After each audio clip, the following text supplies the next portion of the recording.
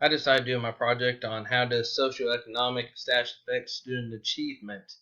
Socioeconomic status, or SES, is defined as where a person works and what money is obtained through their occupation, how much education a person has, and what standing they have in the community.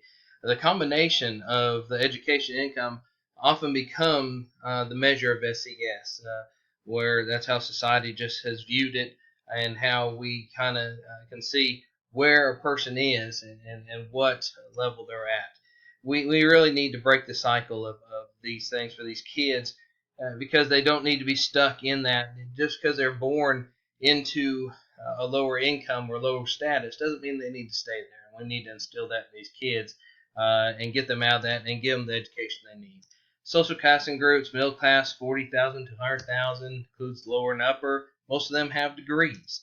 Working class, 20,000 to 40,000, stable jobs, but not as many degrees held in that. Lower class, 20,000 or less, more often unemployed and using assistance from the government. Is SES the only factor in a student's achievement? Behaviors are not exclusive to just one class, but that does have a impact on student achievement. Expectations from parents and from school and anyone else in their life, that affects it.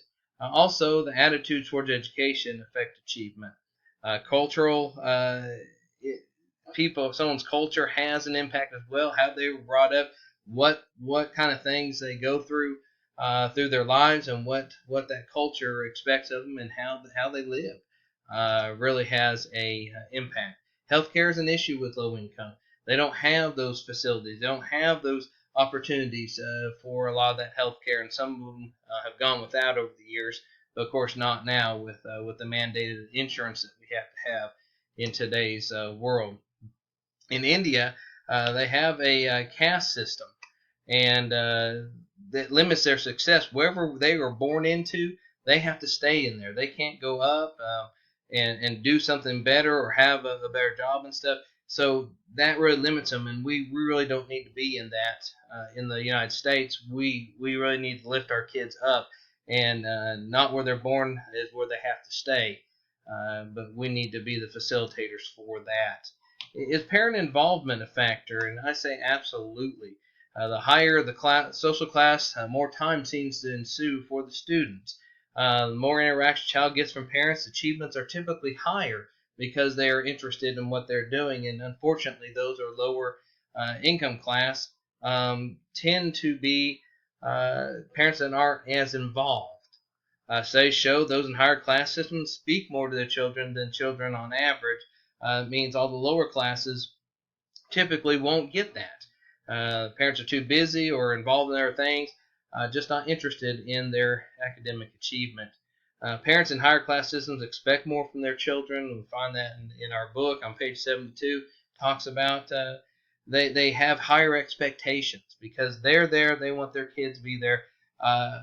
Every parent wants their kids to have something better than what they have, and so that moves on from that.